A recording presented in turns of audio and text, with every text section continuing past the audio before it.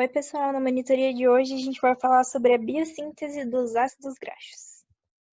Então, para começar, vamos lembrar para que serve o ácido graxo no meu corpo. Ele vai servir como reserva energética. Aí você me pergunta, ué, mas o glicogênio já não tem essa função de reserva energética? Tem, só que o glicogênio, se a gente lembrar, ele vem lá da glicose, e a estrutura dele é bem grande. Quando a gente fala dos ácidos graxos, a gente está falando de uma reserva energética que pode vir de excesso de carboidrato e também pode vir de excesso de proteína. E a estrutura dele, ela é muito polar. Então eu consigo reservar uma maior quantidade de energia em um menor espaço.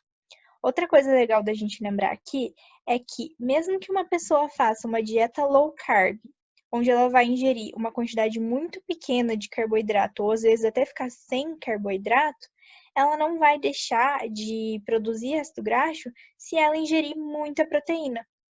Então, às vezes, ela se engana achando que não vai produzir, e dependendo da quantidade de proteína que ela ingerir, ela vai produzir sim.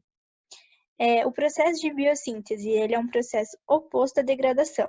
Então, na próxima aula, onde vocês vão ver o processo de beta-oxidação, vocês vão ver que é um processo bem oposto.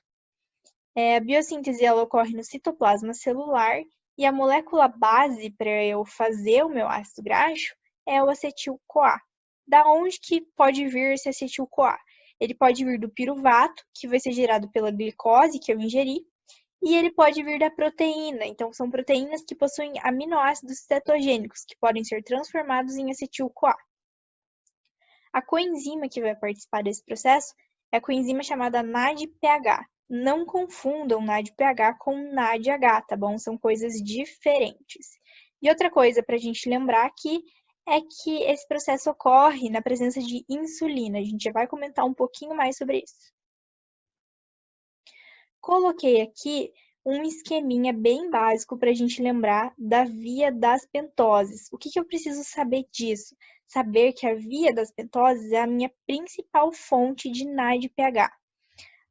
Lá no nosso Insta tem o link de um outro vídeo que explica certinho a via das pentoses, se vocês quiserem dar uma relembrada, tá? Então, eu falei que a minha molécula base é o acetil-CoA. Só que esse acetil-CoA está lá dentro da minha mitocôndria. E o processo de biossíntese vai acontecer lá no citoplasma. Como que eu vou fazer para levar esse acetil-CoA para o citoplasma? Então, isso acontece a partir do transporte do citrato. O meu acetil-CoA ele vai se juntar com o oxalacetato, formando citrato, lá dentro da mitocôndria. Esse processo lembra alguma coisa para vocês?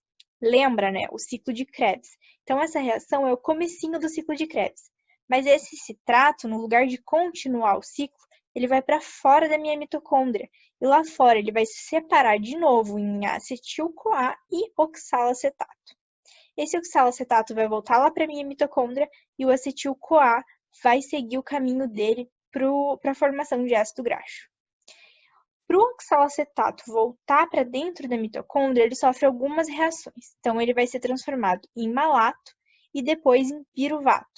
Da transformação de malato para piruvato, a gente tem a formação de um NADPH.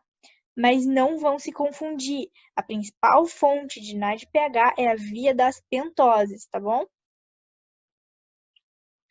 A síntese de ácido graxo, ela tem o acetil-CoA e o malonil-CoA como doadores de carbonos e o NADPH como agente redutor. Da onde que vem esse malonil-CoA que eu falei? Do próprio acetil-CoA. Então, em uma reação com a acetil-CoA carboxilase, esse acetil-CoA vai gerar malonil-CoA. Importante a gente lembrar da participação da biotina e que eu tenho gasto de ATP nessa reação, tá bom? Então, vamos de fato para a síntese, então, do ácido graxo. Qual enzima que vai fazer isso? É a enzima chamada ácido graxo sintase. Essa enzima ela tem dois bracinhos, um bracinho mais curto e um bracinho mais longo. O braço mais curto eu chamo de KS e o braço maior eu chamo de ACP. No braço maior, eu vou ter o grupo malonil, que eu formei lá na reação anterior. E no bracinho menor, eu vou colocar o grupo acetil. A minha intenção com essa enzima é juntar tudo numa estrutura só. tá? Então, todas as reações que vão acontecer aqui têm o objetivo de unir esses dois grupos. Então, a primeira reação que vai acontecer é de condensação. Eu vou jogar esse grupo acetil para o bracinho mais longo, para eu juntar com o grupo malonil. E daí aqui eu vou sofrer uma reação de redução, com participação do NADPH, depois uma reação de desidratação, onde eu tenho então a eliminação de água, e depois uma nova redução. E aí eu consegui juntar esses dois grupos. Só que eu ainda não tenho meu ácido graxo. Eu vou precisar que essa reação aconteça várias vezes, esse ciclo de 4 reações, até eu formar o meu ácido graxo. Qual o ácido graxo que eu vou formar? O palmitato. E o palmitato ele tem 16 carbonos. Se vocês repararem, a gente conseguiu juntar 2 carbonos na estrutura do malonil, com um ciclo. Então, eu vou precisar de mais ciclos para conseguir juntar 16 carbonos. Tudo bem? Coloquei aqui uma imagem que mostra as reações de uma forma mais detalhada, caso vocês queiram se aprofundar. Indo para a regulação dessa síntese, então. Eu tenho dois processos. Eu tenho o processo de síntese de ácido graxo e eu tenho o processo de degradação de ácido graxo. Vocês concordam comigo que não faz sentido eu fazer as duas coisas ao mesmo tempo? Porque eu estaria produzindo uma coisa e degradando, produzindo e degradando. Eu estaria fazendo um ciclo inútil, um ciclo fútil. Então, eu preciso de uma regulação para que quando um evento esteja acontecendo, o outro esteja inibido. Quem faz esse papel é o malonil-CoA. Então, o malonil-CoA que foi produzido lá na minha síntese, ele vai agir em uma enzima chamada CAT1, que participa da beta-oxidação, que é a degradação dos ácidos graxos. Então, quando eu tenho malonil-CoA sendo produzido, ou seja, eu estou fazendo síntese de ácido graxo, eu tenho a minha beta-oxidação inibida. Outra forma da gente regular essa síntese é a partir da insulina e do glucagon. Então, assim, quando eu tenho insulina sendo secretada, quer dizer que eu estou num período pós-prandial, em um período que eu acabei de me alimentar. E nesse período eu tenho energia.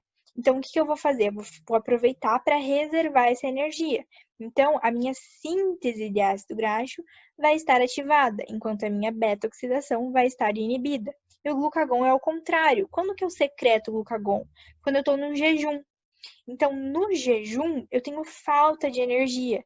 Então, eu vou inibir a minha síntese de ácido graxo e ativar a minha beta-oxidação.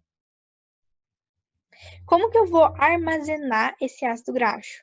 Porque eu fiz a minha reserva, agora eu preciso guardar ela em algum lugar.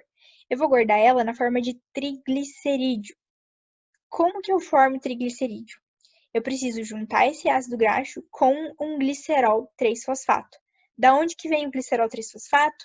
Do glicerol. Então, o glicerol no fígado vai ser transformado pela glicerol-quinase em glicerol 3-fosfato. Só que qual que é o problema? Nos outros tecidos, no tecido adiposo, eu não tenho glicerol-quinase. Então, eu vou ter que adquirir esse glicerol 3-fosfato de uma outra forma. Pode vir da glicólise. Se a gente lembrar lá das fases da glicólise, existe uma parte onde eu tenho produção do glicerol 3-fosfato. E outro processo que pode acontecer para gerar o meu glicerol 3-fosfato é a gliceroneogênese, que vai transformar, por exemplo, aminoácidos que se transformam em piruvato em glicerol 3-fosfato.